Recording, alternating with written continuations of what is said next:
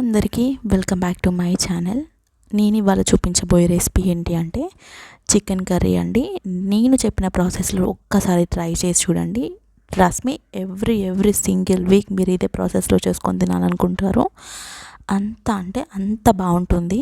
So ప్రాసెస్లోకి వెళ్ళిపోతే, నేను ఫ్రెష్గా కడిగిన ఒక 1/2 kg చికెన్ తీసుకుంటున్నాను. అంటే 500 grams ఆఫ్ చికెన్. అందులో 1 tablespoon ఆఫ్ పసుపు వేసాను, 3 tablespoon ఆఫ్ కారం వేసాను. కారం కొంచెం స్పైసీ తక్కువ ఉండేది. అండ్ 1.5 tablespoon ఆఫ్ మసాలా వేసాను. ఇంట్లో మనం కర్రీస్ వేసుకుంటాం కదా, ఆ masala. And 1.5 tablespoons of chicken masala వేసాను. మీరు షాప్లోనైనా తీసుకోవచ్చు చికెన్ మసాలా, ఇంట్లోనైనా ప్రిపేర్ చేసుకోవచ్చు. సో అందులో నేను ఒక 5 tablespoons ఆఫ్ కర్డ్ వేసాను. మీరు ఒకవేళ మెజర్మెంట్ తీసుకోవాలనుకుంటే చిన్న గ్లాస్తో కూడా తీసుకోవచ్చు, కానీ నేను అంతదా 5 tablespoons ఆఫ్ కర్డ్ వేసేసాను. సో ఇందులోనే మళ్ళీ ఒక 2 tablespoons ఆఫ్ సాల్ట్ వేసుకున్నాను. సాల్ట్ చూసుకొని వేసుకోండి, ఒకవేళ కావాలంటే మీరు కర్రీ బాయిల్ అయ్యేటప్పుడు కూడా వేసుకోవచ్చు. అందులోనే నేను ఒక 2 tablespoons ఆఫ్ అల్లం వెల్లుల్లి పేస్ట్ వేసాను. అండ్ ఒక నిమ్మకాయ మొత్తం కంప్లీట్లీ ఒక లెమన్ని స్క్వీజ్ చేసుకున్నాను. అండ్ అందులోనే నేను పొడవుగా ఒక 4 ఉల్లిగడ్డలు కట్ చేసి నేను బ్రౌన్ ఆనియన్స్ తయారు చేసుకున్నాను.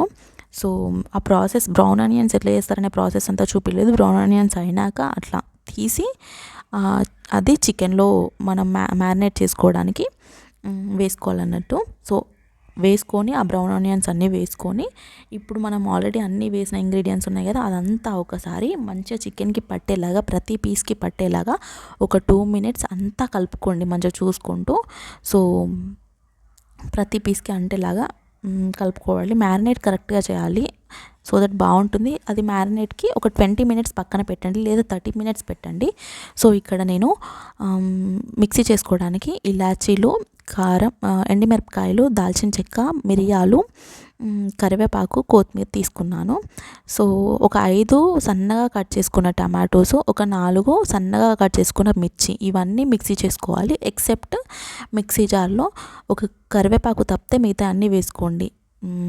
టమాటోస్, పచ్చిమిర్చి, కొత్తిమీర, దాల్చిన చెక్క, మిరియాలు, లవంగాలు, ఎండుమిర్చి, ఇవన్నీ వేసుకోండి. మనం ఎండుమిర్చి ఒక 5 తీసుకున్నాము, ఎందుకంటే కారం ఆల్రెడీ మనము మ్యారినేట్ చేసి పెట్టుకున్నాము, వేసాం కాబట్టి. ఇందులో ఒక 2 tablespoons ఆఫ్ ధనియాలు కూడా వేసి మెత్తగా గ్రైండ్ చేసి పక్కన పెట్టుకోండి. ఇంతలో ఆయిల్ వేడెక్కాక జీలకర్ర వేసుకొని ఒక 1/2 tablespoon, అందులోనే ఒక 5 రెబ్బలు కరివేపాకు వేసుకొని, మనం ఆల్రెడీ మిక్సీ చేసి పెట్టుకున్నాం కదా గ్రేవీ కోసం, ఆ మిక్చర్ని ఆయిల్లో వేసి ఒక 2 minutes మంచిగా ఉడకనియండి. ఆయిల్లో మీరు అడగంటకుండా లో టు మీడియం ఫ్లేమ్లోనే పెట్టుకోవాలన్నట్టు స్టవ్ని.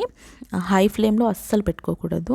సో ఎందుకంటే మాడిపోతుంది చాలా త్వరగా. ఇక్కడ మనం ఆల్రెడీ మ్యారినేట్ చేసి పెట్టుకున్న చికెన్ని వేసుకున్నాము.